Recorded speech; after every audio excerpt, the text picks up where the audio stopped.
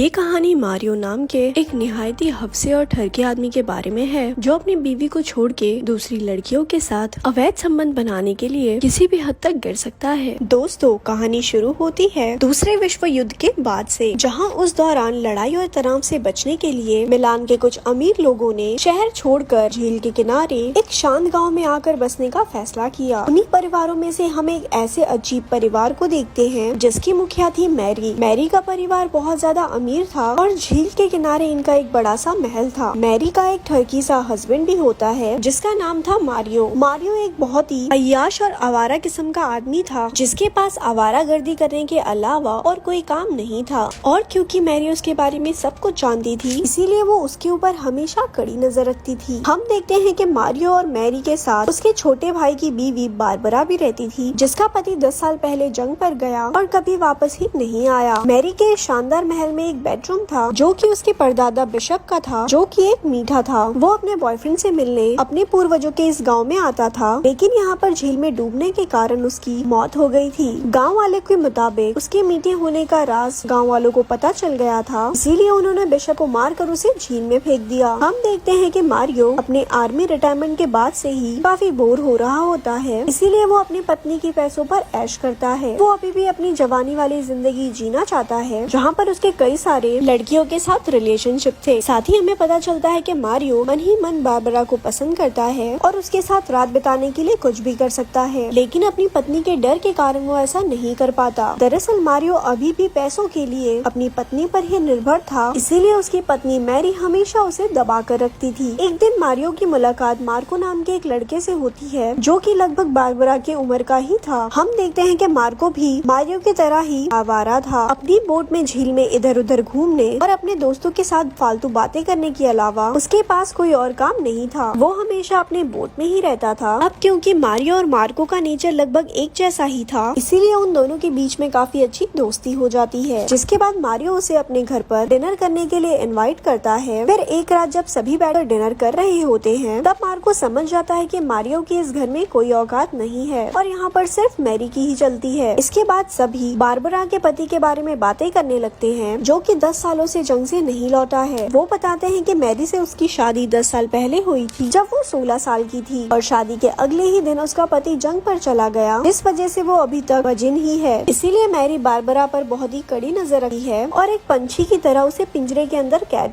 कर रखती है। वही मार्को से बारबरा की ऐसी हालत देखी नहीं जा रही थी और वो उसे यहाँ से भगाकर कहीं दूर ले जाना चाहता था, जहाँ पर वो उसके साथ रात बिता सके। फिर डिनर के बाद मारियो मार्को से यहीं पर रात बिताने के लिए रिक्वेस्ट करता है और उसे वही कमरा देता है जहाँ पर मैरी अंकल बिशप रहते थे। वहीं उस कमरे से मार्को को बारबरा का कमरा साफ दिखाई दे रहा था, जहाँ पर वो बारबरा को खुद को सेटिस्फाई करता हुआ देखकर उसके साथ घपाघप करने के लिए और भी ज्यादा तड़पने लग जाता है। लेकिन फिर अगली सुबह उसे ना चाहते हुए भी जाना पड़ता है। फिर मार्को जब अपने बोट से वहाँ से निकल रहा था, तभी मारियो उसे अपने साथ झील पर घूमने के लिए पूछता है, जिसके लिए मार्को भी रेडी हो जाता है। फिर झील में काफी देर तक भटकने के बाद मार्को मारियो को अपनी गर्लफ्रेंड के घर ले जाता है। यहाँ पर उसकी एक सहेली भी होती है, जिस पर मारियो कई बार ट्राई करने की कोशिश भी करता है। जिसके बाद सभी बोट पर कपड़े उतार कर काफी एंजॉय करते हैं। यहाँ पर हम देखते हैं कि आर्मी छोड़ने के काफी सालों बाद मारियो की लाइफ में एक ऐसा दिन आया था जहाँ पर उसने काफी खुलकर एंजॉय किया, इसीलिए वो इस बारे में सोचकर काफी इमोशनल हो जाता है। फिर एक शाम मार्को कुछ सामान लेने के लिए बाजार जाता है और जब वो वापस अपने घर लौटता है, तब वो देखता है कि मारियो उसकी गर्लफ्रेंड के साथ गपागप कर रहा होता है। तभी पूछने पर मार्को की गर्लफ्रेंड उसे बताती है कि मारियो रात को सो नहीं पा रहा था क्योंकि उसे डरावने सपने आ रहे थे, इसीलिए मैंने उसे अपने साथ सुला लिया। अब मारियो की इस हरकत से मार्को समझ जाता है कि मारियो एक बहुत बड़ा डर की किस्म का आदमी है और वो अपने प्यास बुझाने के लिए किसी के साथ भी घपाघप कर सकता है, चाहे वो उसका दोस्त ही क्यों ना हो। लेकिन इस बात का मार्को पे कुछ खास असर नहीं पड़ता क्योंकि वो अपनी गर्लफ्रेंड को लेकर कुछ ज्यादा सीरियस नहीं था। फिर मारियो मार्को के साथ कुछ दिन उसके बोट पर रहने के बाद अपने घर वापस आ जाता है। अब वो अपनी पत्नी को बिना बताए मार्को के साथ घूमने के लिए गया था और वापस आकर वो अपनी पत्नी का सामना नहीं करना चाहता था, इसीलिए वो अपने घर जाने से थोड़ा हिचकिचा रहा था। लेकिन वो अपने घर से कुछ दूर दूरबीन से देखता है कि वहाँ पर मैरी का कजन अपने 2 जवान भाइयों के साथ आया हुआ है। अब क्योंकि मारियो को अपनी ठरक मिटाने के लिए 2 और जवान लड़कियां मिल गए थे, इसीलिए वो तुरंत अपने घर वापस आ जाता है। इसके बाद वो दोनों जवान लड़कियों को अपनी बोट दिखाने के बहाने बाहर ले जाता है, जिसके बाद वो उनके साथ भी वही अश्लील हरकतें करना शुरू कर देता है। लेकिन तभी अचानक वहाँ पर उनका बाप आ जाता है और मारियो को ऐसा करते हुए देख लेता है। अब अपनी बेटियों के साथ ऐसा हरकत करते हुए देखकर वो मारियो को खूब गाली देता है और अपनी दोनों बेटियों को लेकर वहाँ से चला जाता है। उसी समय मार्को भी वहाँ पर मौजूद था और मारियो को ऐसा करते हुए देख रहा था। तभी वहाँ पर उसके घर का माली मार्को को बताता है कि मारियो बहुत ही गिरा हुआ और एक नंबर का ठरकी आदमी है, जो कभी कभी उसकी बेटी के साथ भी खपाखप करने के बारे में सोचा करता है। लेकिन उसने मारियो को धमकी दी है कि अगर उसने कभी भी उसकी बेटी पर बुरी नजर डाली तो वो इसी पेड़ काटने वाले हथियार से उसकी गोटियां काट देगा। फिर अपनी इतनी बेइज्जती करवाने के बाद रात को मारियो मार्को से मिलने जाता है और उसे बताता है कि वो और बारबरा एक दूसरे से बहुत प्यार करते हैं, लेकिन उसकी पत्नी मैरी के वजह से वो दोनों प्रोग्राम नहीं बना सकते। अब क्योंकि मारियो बारबरा के साथ घपाघप करना चाहता था, इसीलिए वो मार्को से रिक्वेस्ट करता है वो बारबरा को उसकी बोट पर आने दे और वो उसकी गर्लफ्रेंड को भी बोट पर बुलाने का रिक्वेस्ट करता है ताकि बारबरा को कंपनी मिल जाए। फिर अगले दिन हम उन चारों को बोट पर देखते हैं, जहाँ पर मारियो बारबरा के साथ बहुत मस्ती करता है। लेकिन इसी बीच हम बारबरा और मार्को को भी देख पाते हैं, जो कि इशारों ही इशारों में एक दूसरे को हिंट देते हैं और मौका मिलने पर वो दोनों एक साथ घपाघप भी करते हैं। इसके बाद मारियो अपने और बारबरा के लिए एक होटल में कमरा भी बुक करता है, जहाँ पर उसका आज बारबरा के साथ घपाघप करने का पूरा प्लान था। उधर मार्को भी बोट पर अपनी गर्लफ्रेंड के साथ होता है, लेकिन उसको नींद नहीं आ रही थी, इसीलिए वो देर रात को शहर के सड़कों पर निकल जाता है। वहाँ पर घूमते घूमते उसकी नजर एक आदमी पर पड़ती है, जो उसको बिल्कुल एकदम मारियो की तरह लग रहा था। वो आदमी बहुत ही तेजी से साइकिल पर कहीं जा रहा होता है, लेकिन मार्को इस बात पर ज्यादा ध्यान नहीं देता। फिर अगले दिन जब रेस्टोरेंट में सभी खाना खा रहे थे, तभी एक पुलिस ऑफिसर आकर मारियो को एक बुरी खबर सुनाता है। कहता है कि उसकी पत्नी मैरी की झील में डूबने से मौत हो गई, लेकिन उन दोनों को देखकर ऐसा लग रहा था कि उन्हें मैरी के मरने से ज्यादा कुछ फर्क नहीं पड़ा। इसके बाद पुलिस भी मैरी की मौत की इन्वेस्टिगेशन में लग जाती है, जिस दौरान उसके हाथ में एक लेटर लगता है, जो कि मारियो ने खुद अपनी पत्नी के लिए लिखा था। इसमें मारियो ने अपनी पत्नी से बारबरा से प्यार का इजहार करा था और शायद इसी वजह से मैरी ने परेशान होकर आत्महत्या कर ली, जिसके बाद पुलिस इस केस को आत्महत्या का केस बोलकर क्लोज कर देती है। फिर इसके कुछ दिनों बाद मारियो और बारबरा शादी कर लेते हैं और वो दोनों अपनी शादीशुदा जिंदगी में बिजी हो जाते हैं। वहीं मार्को भी अपनी जिंदगी में आगे बढ़ चुका है, लेकिन अब उसका उसकी गर्लफ्रेंड के साथ ब्रेकअप हो चुका है। फिर एक दिन मार्को बारबरा और मारियो से मिलने उसके घर पर जाता है, जहाँ उसे पता चलता है कि मारियो और बारबरा के बीच में रिलेशनशिप कुछ ठीक नहीं चल रहा। वहीं बीच में जब कुछ देर के लिए मारियो बाहर जाता है, तब बारबरा मार्को से कहती है कि उसके मुताबिक मैरी ने सुसाइड नहीं किया, बल्कि मारियो ने ही उसे मारा है। इस पर मार्को कहता है कि उसे भी ऐसा लगता है, क्योंकि उस रात उसने एक आदमी को देखा था जो बिल्कुल मारियो की तरह लग रहा था। शायद उस रात मारियो साइकिल से अपने घर पर वापस आया और उसने ही मैरी को झील में डुबाकर मार डाला। फिर एक दिन अचानक मारियो के घर पर एक आदमी आता है और वो और कोई नहीं बल्कि बारबरा का पति जॉन था, जो कि पिछले 10 सालों से लापता था। अब उसे वहाँ देखकर सभी लोग शॉक हो जाते हैं, लेकिन हमें पता चलता है कि वो यहाँ पर बारबरा के लिए नहीं आया, बल्कि इसीलिए आया है क्योंकि उसे उसकी बहन की खुदकुशी की खबर मिली थी। आगे वो बताता है कि वो अपनी बहन से चिट्ठी के द्वारा बातें करता था और उसकी बहन को भी पता था कि उसका भाई जिंदा है और उसने ये बात सबसे छुपा कर रखी थी। दरअसल युद्ध के दौरान दुश्मनों ने उसे कैदी बना लिया था, जिसके बाद वो उसे इतना ज्यादा टॉर्चर करते थे, जिसके बाद उन्होंने उसके छोटे से हथियार को भी काट डाला। अब अपने कटे हुए हथियार के चलते वो अपनी पत्नी को संतुष्ट नहीं कर सकता था, इसीलिए वो वहाँ से कभी भी वापस घर नहीं आया। लेकिन अपनी बहन की मौत की खबर ने उसे यहाँ पर आने के लिए मजबूर कर दिया। आगे वो उनको कहता है कि उसकी बहन आत्महत्या नहीं कर सकती, क्योंकि उसने कुछ दिनों में उससे मिलने का वादा किया था और उसने अपने आखिरी चिट्ठी में उससे ये लिखा था कि वो मारियो को अपने घर से निकाल देना चाहती है। अब क्योंकि इस केस में एक नया मोड़ आ चुका था, इसीलिए पुलिस फिर से इस केस को रीओपन करती है और एक नए सिरे से जांच करना शुरू कर देती है। इसके बाद मार्को जॉन से कहता है कि उसने मारियो को बहुत ही तेजी से कहीं जाते हुए देखा था। पुलिस की मदद से मार्को उस आदमी तक भी पहुंच जाता है जिसने मारियो को साइकिल किराए पर दी थी। इसके बाद साइकिल वाले आदमी के गवाहों और सबूतों को देखते हुए पुलिस मारियो को गिरफ्तार करने आती है, लेकिन अब इस चीज से शर्मिंदा होकर मारियो पुलिस से कुछ देर का टाइम मांगता है और बिशप के कमरे में जाकर फांसी लगा लेता है। अब इस घटना के कुछ दिन बाद जॉन अपनी पूरी संपत्ति बारबरा के नाम कर देता है और उसे कहता है कि अब वो वापस कभी नहीं आएगा, क्योंकि उसने देश के बाहर अपना बिजनेस शुरू कर लिया है और वो वहाँ पर अपनी जिंदगी मस्त काट रहा है। जिसके बाद वो उसे बाय बोलकर वहाँ से चला जाता है। जिस दिन मारियो ने आत्महत्या की थी, उसी रात मार्को और बारबरा एक दूसरे के साथ घपाघप करते हैं और अपने अंदर की आग को शांत करते हैं। अब बारबरा मार्को के साथ शादी करके अपनी बाकी की जिंदगी खुशी से बिताना चाहती थी, लेकिन मार्को उसे मना कर देता है और अपने बोट पर वापस वापस चला जाता है, क्योंकि उसे कंफर्म नहीं था कि उस रात साइकिल पर मारियो ही था। लेकिन उसने बारबरा के बोलने पर पुलिस को गलत बयान दिया, इसीलिए उसे लगता है कि इन सब के पीछे बारबरा का ही हाथ था। इसीलिए मार्को उसे हमेशा के लिए बाय बोलकर वहाँ से चला जाता है। और दोस्तों, इसी के साथ ही ये कहानी यहाँ पर खत्म हो जाती है।